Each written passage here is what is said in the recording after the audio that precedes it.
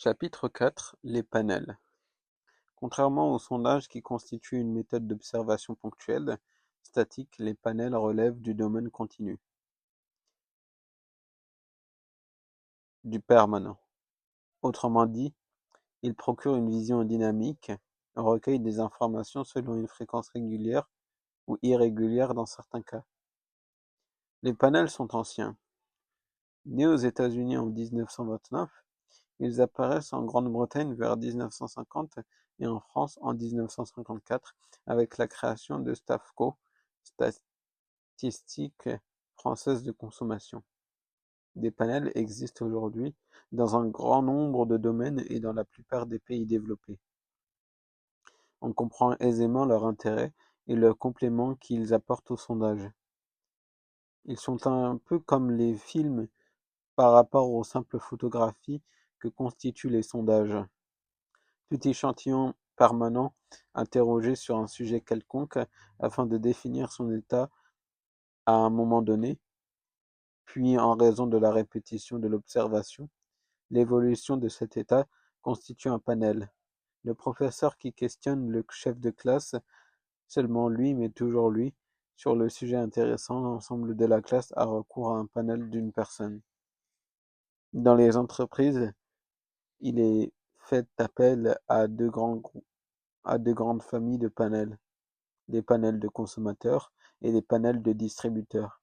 Les grandes sociétés de panels sont, en France, Nielsen, GfK, TNS Secodip. 1. Les panels de consommateurs. Selon les pays, selon l'étendue du champ examiné, selon les sociétés d'études, les panels présentent des caractéristiques variables en dépit des différences. Les principes demeurent identiques. C'est pourquoi, plutôt que de procéder à une fastidieuse énumération, nous analyserons le panel de consommateurs le plus important et le plus connu. Il s'agit de celui géré par TNS Secodip. Nous en verrons d'abord les caractéristiques avant d'en souligner la portée. La population de base. Les panels TNS Secodip ConsoScan est constitué de plusieurs milliers de panélistes, 8000 ménages ordinaires incluant des femmes seules et des hommes seuls. L'échantillon est sélectionné par un tirage au sort à 2 degrés, communes et ménages, après une stratification effectuée selon les régions et ceci à partir du recensement INSEE. Un ménage sélectionné est d'abord visité par une enquêtrice qui explique en quoi consiste le service demandé et qui confie un catalogue important comportant les cadeaux qui seront remis si le futur panéliste accepte d'entrer dans le circuit. Ces cadeaux sont de faible valeur, 40 à 50 euros par an environ. On procède parallèlement à une enquête auprès de la personne sollicitée pour déterminer si elle répond bien aux critères attendus, s'il est essentiel que, sur les plans de l'âge, de la catégorie socio-professionnelle, de la taille du ménage, de l'habitat, etc., le panel soit représentatif de la population de base. Les ménages constituent le panel sont soumis à un renouvellement assez fréquent, un cinquième environ chaque année, et ceci pour plusieurs raisons. Certains ménages cessent d'envoyer des informations et doivent donc être par force remplacés.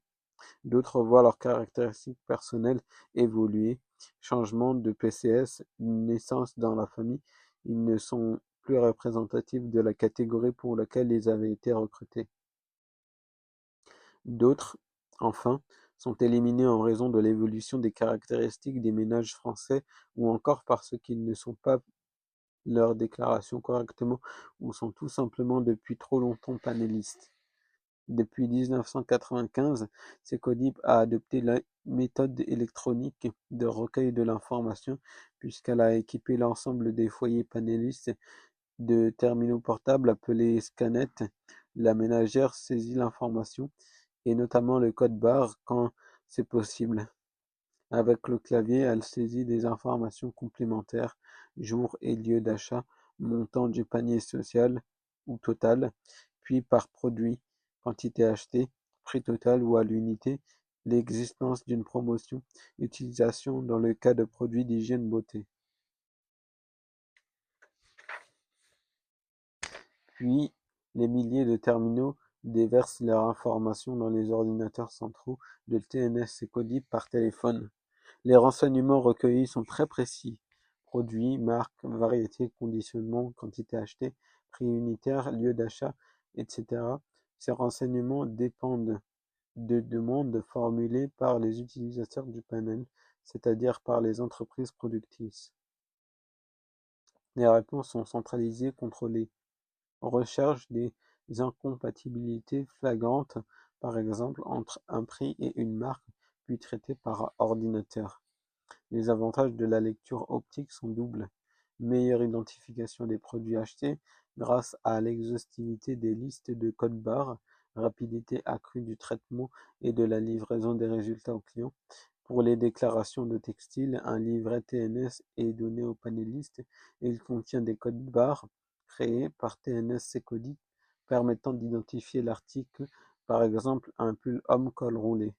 Les renseignements complémentaires, couleur, nature du tissu, etc., sont indiqués au fur et à mesure que le panéliste suit le menu de la scanette.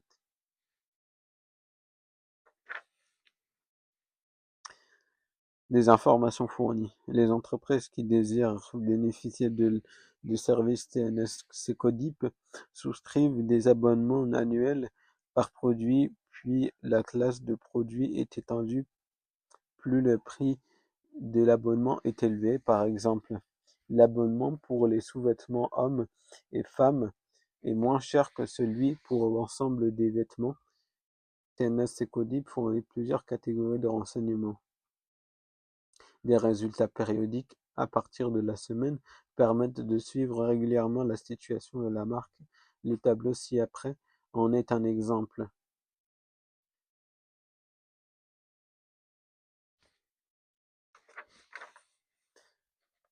Sans que les panels constituent un outil exclusif, ils sont pour les entreprises offrant des biens de grande consommation un instrument indispensable de connaissance de leur marché, les volumes de vente, les parts de marché de chaque marque et variété, les conditionnements, la fidélité des acheteurs sont des informations qu'il faut impérativement connaître pour réussir la commercialisation des produits. L'évolution de toutes les grandeurs dans le temps ajoute encore à la quantité des indications recueillies. Les politiques de prix, de distribution de produits, de communication, de gestion de la force de vente sont concernées. Répondre à la percée d'un concurrent, atténuer une trop forte saisonnalité des ventes et résoudre une disparité géographique, réaménager une gamme sont autant d'actions pour lesquelles la lecture d'un panel est profitable. Bien évidemment, la contrepartie pour l'entreprise est le coût élevé des panels. Il faut aussi s'ajouter quelques interrogations concernant la véritable représentativité du comportement des panélistes. On peut, à bon endroit, s'interroger sur le point de savoir si le fait pour une ménagère de relever scrupuleusement toutes sortes d'informations n'est pas corrélé avec certains traits de caractère pouvant avoir une influence sur les achats. Souci de l'ordre, grande attention portée au comportement d'achat. En d'autres termes, un lien pourrait exister entre l'appartenance à un panel et une rationalité qui serait fort éloignée de celle généralement rencontrée chez les ménagères. Chacun peut-être un jour a fait l'expérience de noter l'intégralité de ses achats pour tenter de supprimer les achats impulsifs ou inutiles. Secodip est consciente de ce phénomène et relève dans sa plaquette de présentation, en comparant les déclarations faites par des ménagères récemment recrutées dans le panel et d'autres plus anciennement recrutées. Aucune différence significative n'a pu être mise en évidence. Pour en terminer, n'oublions pas, c'est vrai surtout pour les produits alimentaires, que la population de base ne correspond pas à la population consommatrice française. L'absence des collectivités est dommageable. L'œuf dur acheté chez le crémier est répertorié, celui consommé au comptoir du café ne l'est pas. Voisins des panels de consommateurs, les marchés tests électroniques peuvent être ici mentionnés. La généralisation des scanners permet un recueil automatisé de l'information. Il suffit de confier à une ménagère panéliste une carte magnétique que la caissière de l'hypermarché introduit dans le scanner pour obtenir immédiatement le détail des achats effectués. Tout au moins dans cet hypermarché, le Scanal Secodip gère 6000 foyers installés dans les zones du château Thierry, Sens et Brive-Gaillarde. La single source, le plus bel exemple des marketing scan de JFK Médiamétrie à Angers et au Mans, permet de combiner un envoi d'annonces publicitaires ciblées à un panel, par TV câblé ou magazine, et la lecture de leur influence sur les achats dans les grandes surfaces de la ville. 2. Les panels de distributeurs. De même que les panels de consommateurs ont été présentés à partir du seul exemple de Secodip, les panels de distributeurs seront analysés à partir d'un autre cas, celui de Nielsen. La société AC Nielsen, du nom de son fondateur, créée aux États-Unis en 1932, apparue en France en 1959, est présente dans le monde entier et constitue pour les entreprises une très importante source de renseignements. Les grandes spécialités de AC Nielsen est de publier des index sur la distribution des produits alimentaires et d'entretien. D'autres exemples auraient pu être utilisés. Infoscan, dirait Secodip ou encore le panel de JFK. Un tirage au sort est effectué à partir du fichier INSEE des magasins de détail et de plusieurs centaines de points de vente d'alimentation générale, de droguistes, de parfumeurs, etc. Figurant dans l'échantillon de Scantrack, l'échantillon est actualisé en permanence afin qu'il demeure représentatif d'un appareil commercial en constante évolution. Les ventes de chaque magasin figurant dans l'échantillon sont relevées par scanning. Un accord a été passé entre AC Nielsen et le magasin, et toutes les données sont stockées puis analysées. On connaît le facteur par lequel il faut multiplier les données de l'échantillon pour avoir les chiffres d'affaires globaux. En plus, des inspecteurs AC Nielsen visitent régulièrement les magasins de l'échantillon en relevant toutes les promotions. Mise en avance, prospectus, réduction de prix, offre de produits gratuits. Les clients reçoivent 13 rapports par an. Les relevés peuvent être hebdomadaires, on irait alors jusqu'à 52 rapports par an. Les informations diffusées sont très nombreuses, par marque et variété bien entendu. Vente et part de marché, volume, vente et part de marché, valeur, rupture de stock, prix moyen, part de l'INR, part de l'activité promotionnelle, etc.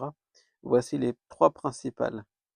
Taux de DN, distribution numérique, c'est le pourcentage des magasins détenteurs de la marque de façon habituelle. Taux de distribution valeur, pourcentage du chiffre d'affaires total de la classe de produits réalisés par les magasins qui référencent la marque. Cela constitue une indication du potentiel de vente des magasins qui détiennent la marque. Part de marché détenteur, PMD, part de marché de la marque dans les magasins dans lesquels elle est présente. Toutes ces informations sont subdivisées ensuite par région et par type de commerce. À ces informations régulières s'ajoutent, comme pour les panels de consommateurs, un grand nombre d'enquêtes spéciales réalisées à la demande.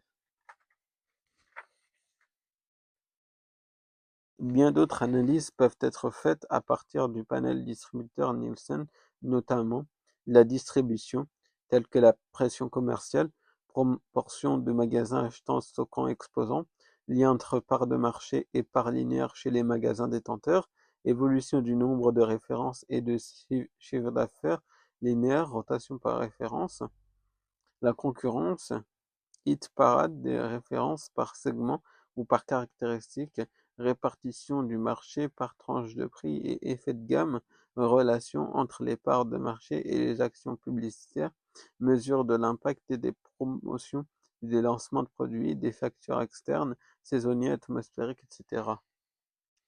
Pour être convaincu des avantages offerts par un panel de détaillants, il suffirait d'être présent dans les bureaux d'un chef de produit, lorsque les index concernant son produit lui parviennent. Les chiffres rendent un jugement impartial aussi bien du passé que de l'avenir. En effet, pour les produits de grande diffusion, le chiffre d'affaires est étroitement corrélé avec la part du linéaire occupé par le produit dans les grandes surfaces. Si donc le chef de produit apprend que les ventes du mois précédent suivent les prévisions et que la part de l'INR accordée à son produit est supérieure à sa part de marché, quelques mois d'une relative tranquillité vont s'écouler, tout au moins est-ce pour le responsable le signe que les vendeurs et les merchandisers ont agi pour le mieux. Dans le cas contraire, si la part de l'INR est inférieure à la part de marché, s'annoncent sans aucun doute des difficultés futures. En somme, pour analyser le produit, le marché, le circuit de distribution et leur évolution respective, pour comprendre la demande émanant des consommateurs et ses évolutions, le panel des détaillants est indispensable. En résumé, le panel des détaillants offre des services dans 4 domaines différents. A. La connaissance, le poids des différents types de magasins dans le marché, l'évolution des parts de marché des concurrents, les prix de vente des concurrents, les stocks des détaillants. B. Le contrôle de la mise en place de la promotion, etc., des actions de la force de vente. C. La prévision des ventes d'une nouvelle variété, d'un nouveau conditionnement, du temps d'écoulement d'un stock d'anciens modèles. D. L'action sur l'avenir de la gamme, sur les faiblesses de référencement pour des articles spécifiques, sur les prix, sur les lancements futurs. L'adoption et la méthode de la lecture optique des codes barres engendrent quelques limites techniques. Le scanning mesure le passage aux caisses et non la présence en linéaire. Une rupture de stock doit par exemple être inférée d'une absence de vente. Les codes des articles n'ont pas une fiabilité totale. Par exemple, pour les produits à vitesse de rotation très élevée, le code est dit court, c'est-à-dire qu'il ne comporte pas, comme habituellement, les traces d'information, mais seulement l'indication du fournisseur, de la référence et l'appel de prix. Dans ce cas, les analyses sont extrêmement délicates. Au vu de ces problèmes, chacun se plaît à souligner l'intérêt du scanning.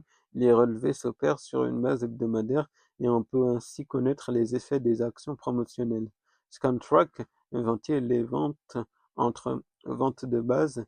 Elles auraient été réalisées sans la promotion, vente incrémentale générée par les promotions distributeurs. C'est peu dire que les études quantitatives connaissent aujourd'hui des évolutions lourdes. Le relevé automatique d'informations par lecture des codes barres est à peine achevé et l'on voit déjà se développer des procédures ou méthodes nouvelles. Les mégabases de données dépassent 8 à 10 millions de foyers en stock pour répondre à toutes les demandes des fabricants. Les baromètres de satisfaction qui se génèrent mesurent à la loupe l'évolution de l'attitude de la clientèle pour permettre à l'entreprise de retenir les mécontents et d'encourager les fidèles. La méthode du trade-off, un peu lourde, permet de procéder à des arbitrages entre l'ensemble des éléments du mix en faisant comparer tous les attributs du produit dans les offres mises en concurrence. L'Access Panel, plusieurs dizaines de milliers de personnes, autorise des enquêtes répétitives sur des bases fidèles dont avec un taux de réponse élevé pour cerner les comportements de cibles très spécifiques. Des tracking suivis en continu de nombreux indicateurs tels que la présence en distribution, la pression publicitaire, l'agrément, le positionnement par rapport aux concurrents, s'apparente à un véritable tableau de bord marketing. Les marchés tests, réels ou simulés, peuvent rendre certaines les prévisions de taux de pénétration. Burke avec le modèle Bayes, Novation avec des designers, Nielsen avec Quartz peuvent simuler les taux d'achat et de réachat.